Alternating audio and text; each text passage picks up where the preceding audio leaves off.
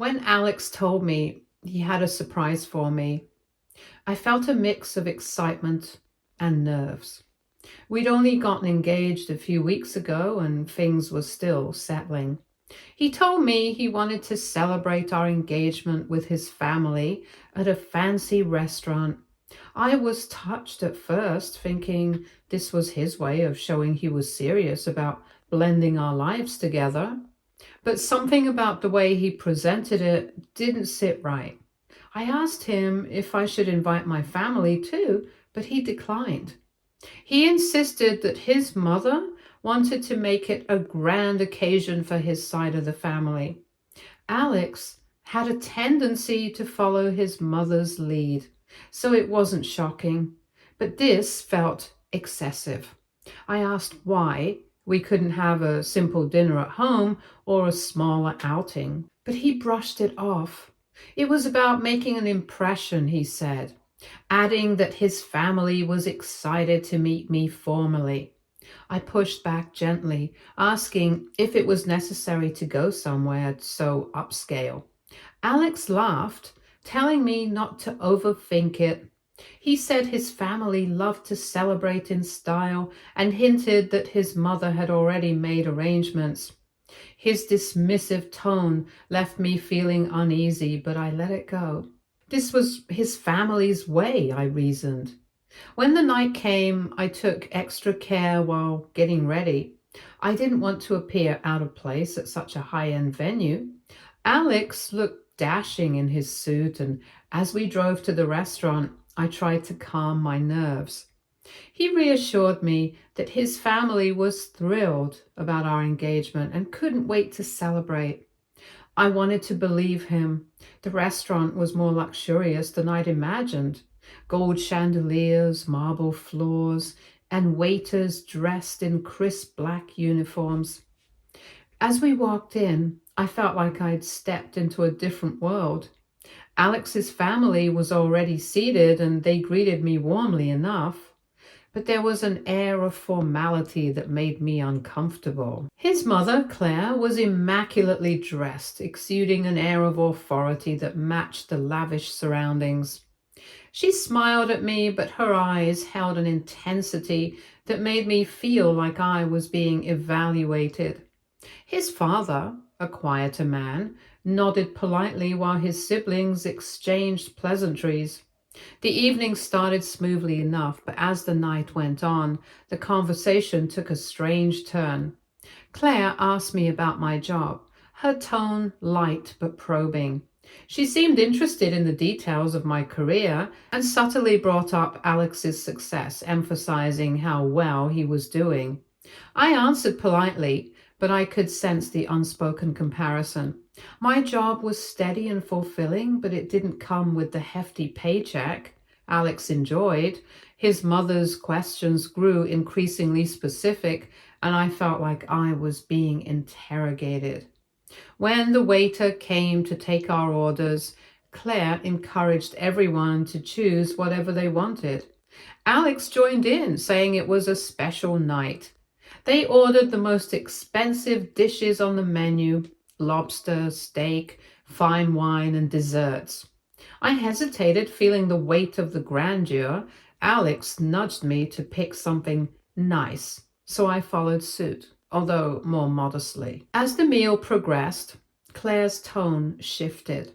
She began making snarky comments about relationships and financial stability, casting sidelong glances at Alex. His siblings chimed in occasionally, their words laced with subtle condescension. I tried to focus on enjoying the food, but the atmosphere was growing more uncomfortable by the minute.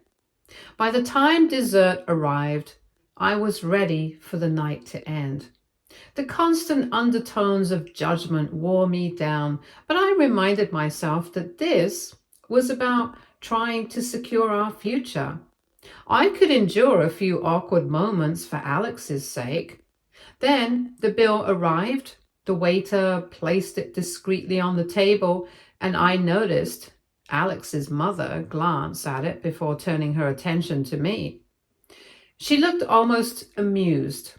Alex leaned in, casually mentioning that I should handle it as a gesture of goodwill for the engagement.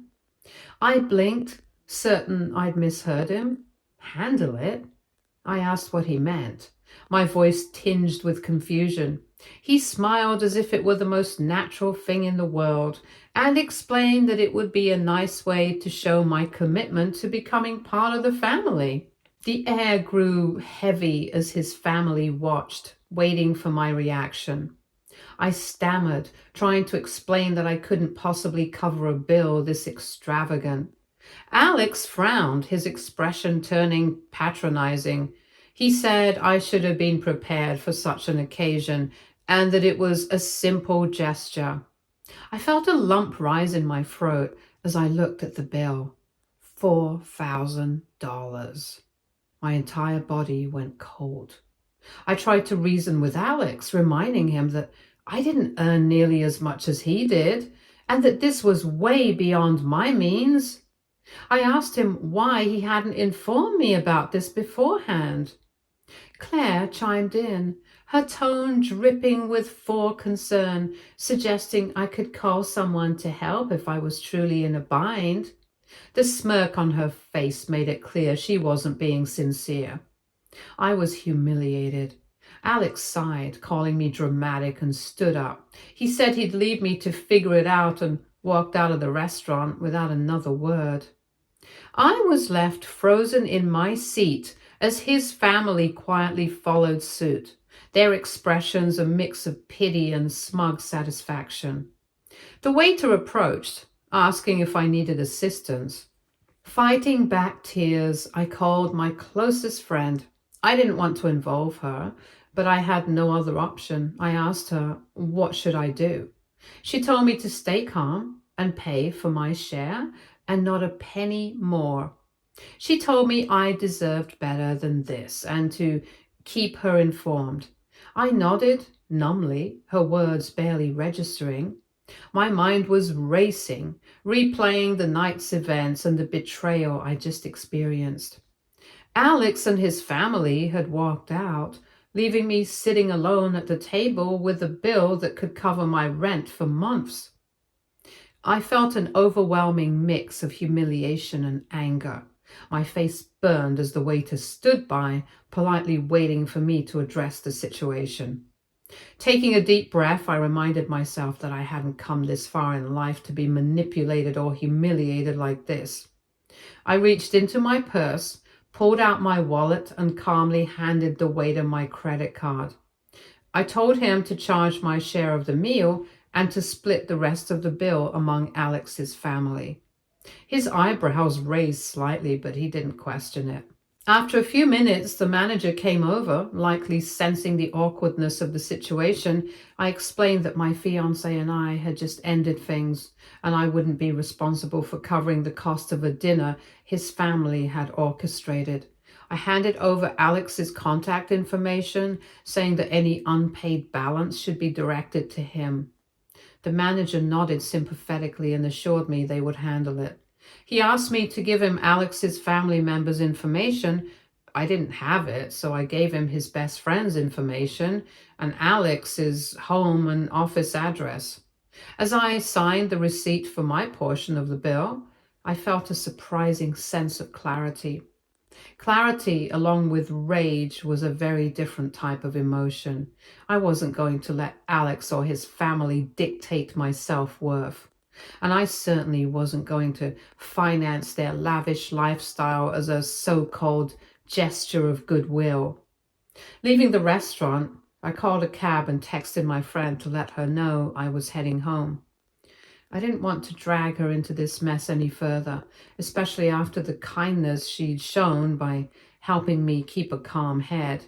But she texted back immediately that she was on her way to me. As the cab drove me back to my apartment, I began replaying the events of the evening in my mind, piecing together the red flags I had ignored for too long. Alex and I had been together for 3 years, and while he had always been charming and ambitious, there was no real foundation of our relationship. His tendency to prioritize his mother's opinions over mine, His dismissive attitude towards my concerns and his casual approach to money had all been warning signs. But tonight had been the final straw. When I got home, I changed into my comfiest clothes and settled onto the couch with a cup of tea, trying to process what had just happened. My phone buzzed with a flurry of messages from Alex. At first, they were casual, asking if I had figured out the bill and thanking me for taking care of it. My stomach churned as I realized how little he thought of me. As the messages kept coming, his tone shifted. He accused me of embarrassing his family by refusing to cover the bill and claimed that his mother had been right all along, that I was selfish, a gold digger, and not marriage material. The audacity of his words left me stunned. This wasn't just about the dinner anymore. This was about control and manipulation. He was gaslighting me. By the time he called, I had already decided not to engage. His number flashed on my screen, but I let it go to voicemail. Moments later, a text followed saying he couldn't believe I had humiliated him in front of his family and that I had failed his mother's test. Test. The words stuck in my mind like a thorn. The pieces clicked together. This wasn't just a spontaneous celebration. It had been orchestrated from the start. His mother had always been critical of me, questioning whether I was good enough for her precious son. She'd scrutinized everything from my job to my upbringing, always finding some flaw to highlight. This dinner had been her way of proving her doubts right, setting me up to fail in front of the entire family. I wasn't sure what infuriated me more, Alex's complicity in the scheme or his complete lack of shame in admitting it. My mind raced as I thought about all the times I had bent over backwards to make our relationship work, trying to win the approval of a woman who had never wanted me in her son's life. That was when it hit me. I didn't need their approval. I didn't need Alex, his manipulative mother, or the toxic dynamic they had created. I deserved someone who valued me for who I was, not someone who saw me as a pawn in their family games. The next morning I woke up with a renewed sense of determination. I blocked Alex and his family on every platform, cutting off any chance for them to contact me. I didn't want to hear their excuses or their justifications. As far as I was concerned, I was done. And later that day, I received a call from the restaurant manager. He informed me that the remaining balance of the bill had been settled by Alex, albeit begrudgingly.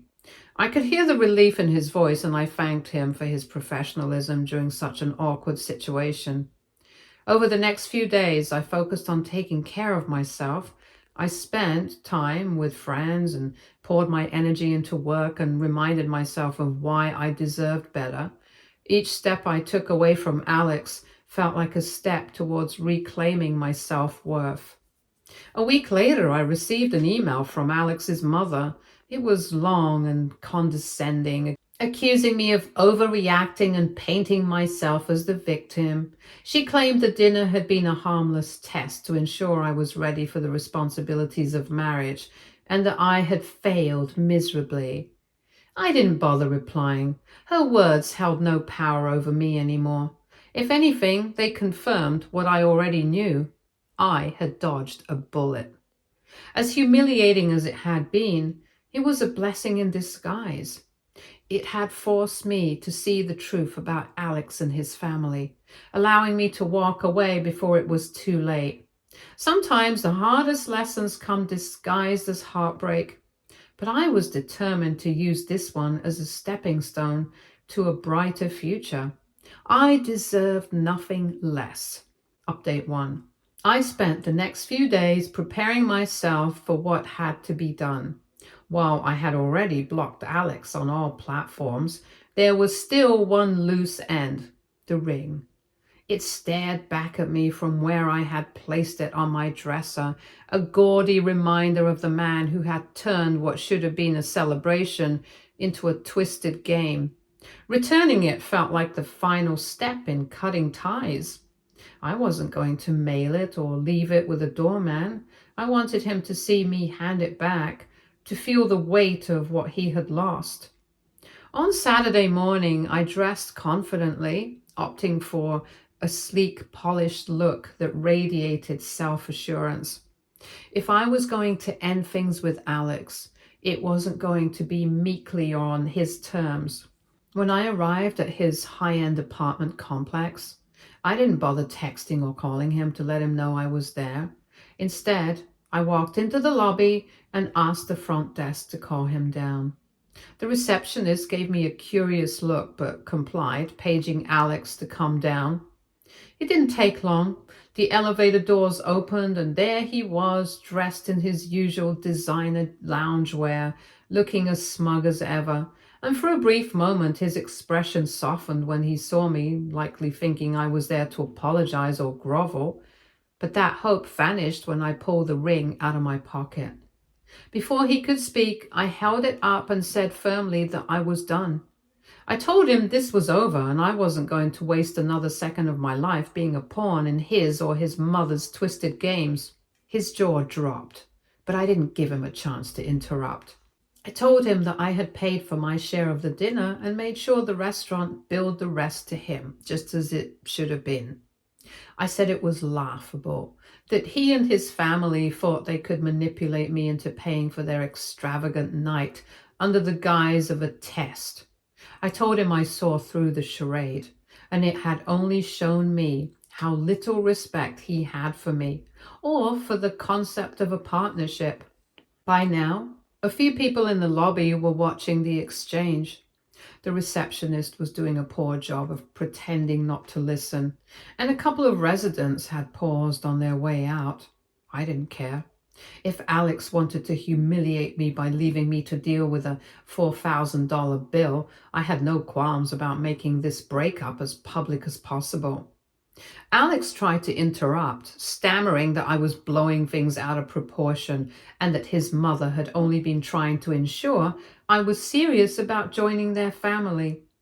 I cut him off, saying it wasn't his mother's place to test me or decide my worth. I told him it was embarrassing that a man in his 30s couldn't make decisions without his mommy pulling the strings. He looked around nervously, clearly aware of the small audience forming. I didn't let up. I told him that if he wanted to marry his mother so badly, he should just go ahead and do it because he was in no shape to be anyone's husband. I tossed the ring onto the coffee table in the lobby, not bothering to place it in his hand. I said he should give it to his mother since she seemed so intent on controlling every aspect of his life. Alex's face turned red as he hissed at me to calm down and take this conversation upstairs. I laughed, saying I wouldn't set foot in his apartment because it wasn't worth the risk of being subjected to more of his or his family's nonsense. I told him this wasn't a negotiation or a discussion. It was a statement. I made it clear that I was done with him and his toxic family. I wasn't going to let him gaslight me into thinking I was the problem.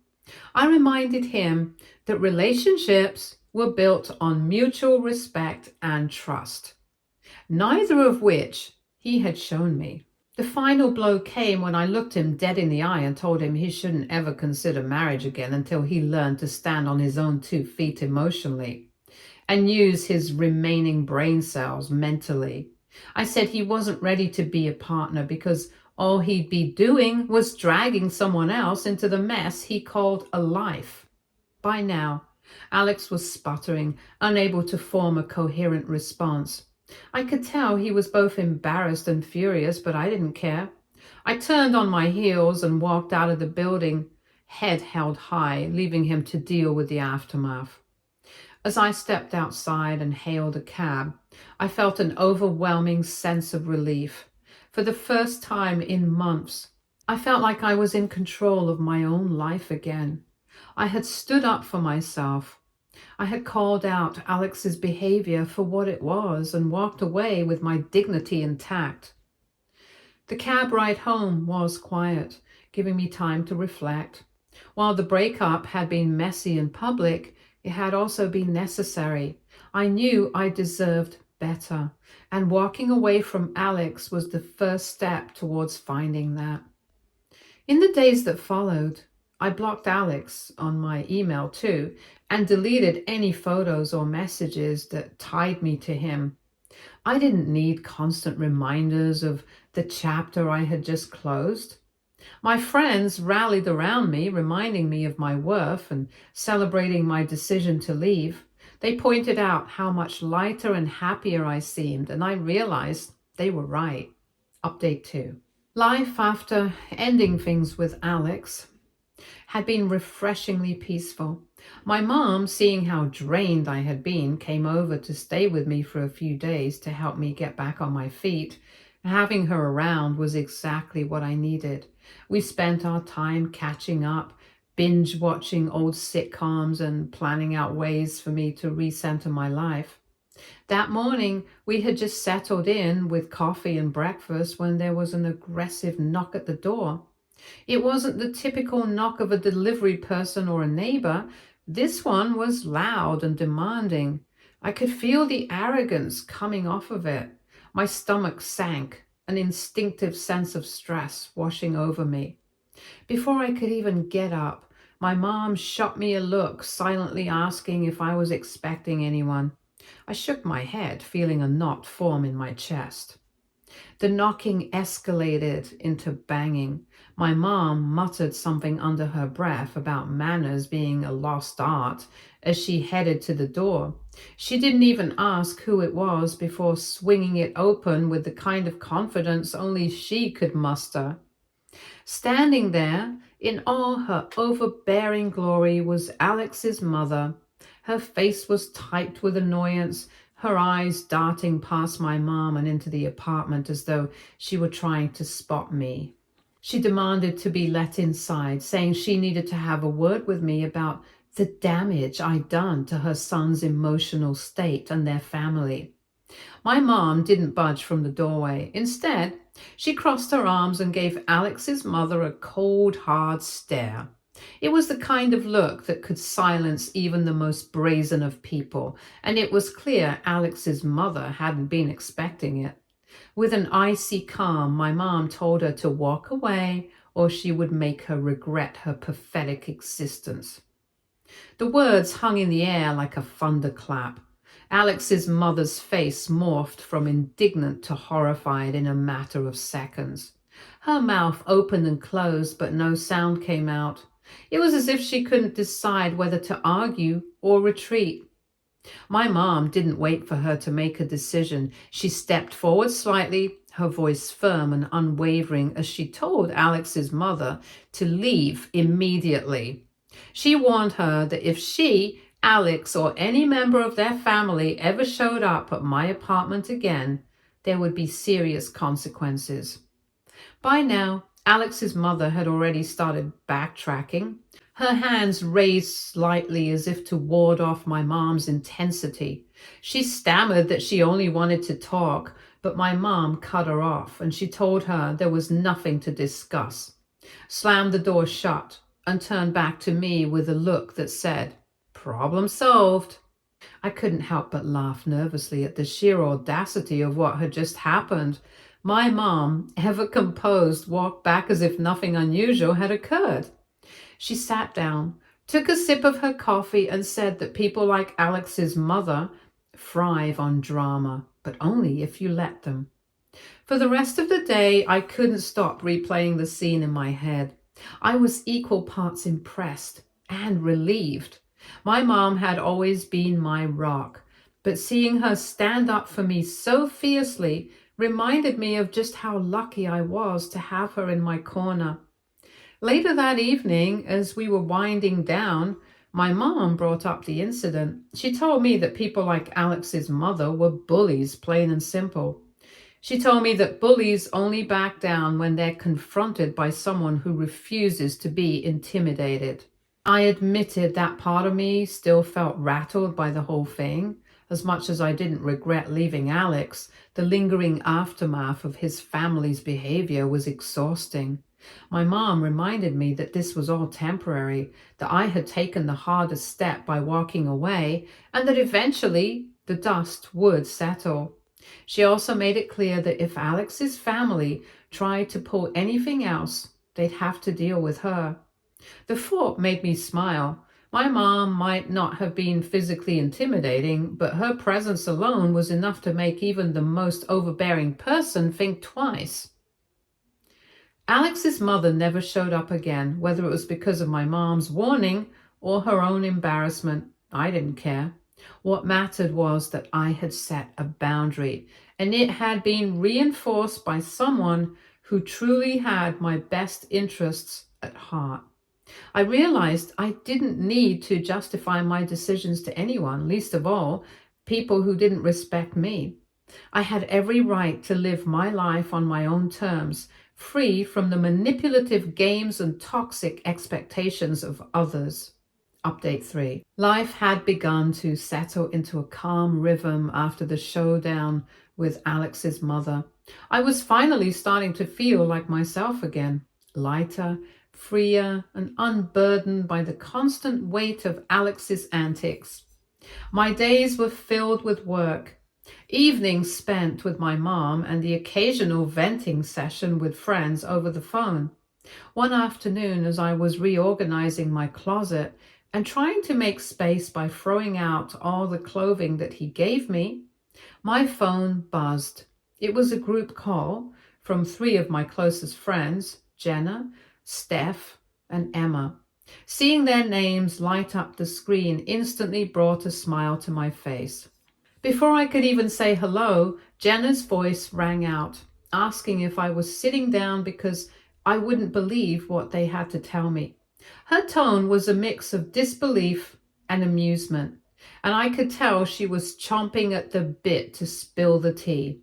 Steph cut in, saying that Alex had reached out to them separately, practically begging them to convince me to take him back.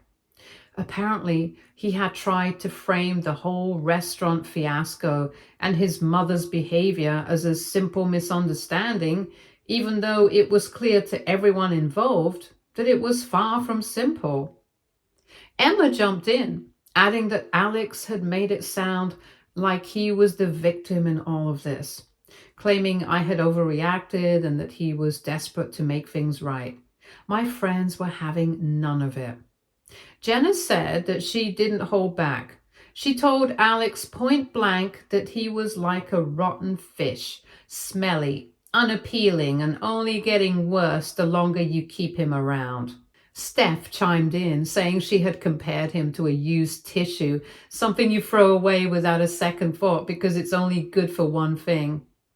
Emma added the cherry on top, telling him that his actions had been embarrassing, manipulative, and downright pathetic, and that he had no business trying to weasel his way back into my life.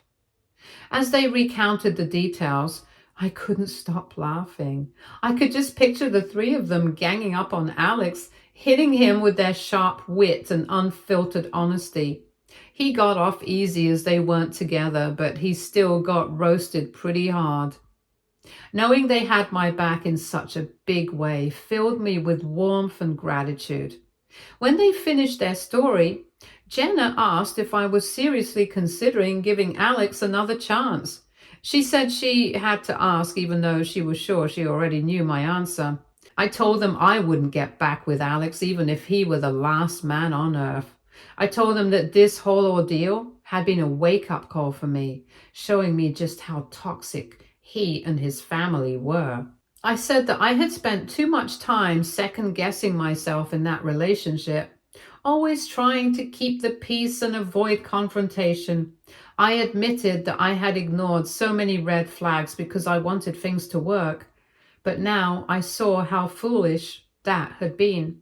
Steph said she was proud of me for standing my ground and choosing myself for once. She reminded me that I deserved someone who respected and valued me, not someone who treated me like a pawn in their family's twisted games. Emma agreed, saying that Alex was lucky I hadn't dragged him and his mom to small claims courts for the nonsense they had pulled. She said that if he tried to bother me again, I should consider getting a restraining order because she wouldn't put it past him to keep pushing. I agreed with her. Alex's ego had taken a hit. I don't think he wanted to get back with me because he regretted his behavior. He just wanted to one-up me to satisfy himself and his mother. Jenna joked that if Alex showed up again, I should give her a call so that she could deal with him herself. She said she'd have no problem putting him in his place, and knowing her, I believed it. As the conversation wound down, I thanked them for always having my back. I told them that their support meant everything to me, especially during a time when I had felt so drained and defeated. Jenna told me that that's what friends are for. And Steph said that they'd always be there to remind me of my worth and drill it into my head if necessary. Emma added that they were just glad I was finally free of Alex and his baggage, and that they couldn't wait to see me thrive again by myself and hopefully meet someone better.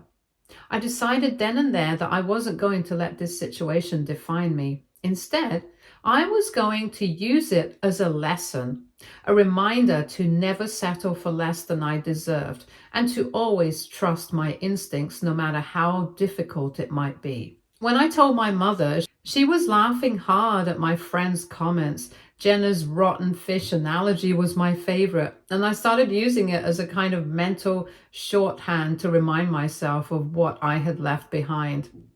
Whenever doubt or regret tried to creep in, I would think about how I felt left all alone at that restaurant. I had an incredible support system, people who loved and valued me for who I was. And that was worth more than any engagement ring or empty promises. As for Alex, I hoped he enjoyed his newfound freedom because he wasn't getting a second chance. Not now, not ever. Stay tuned for more stories from our girl relationships.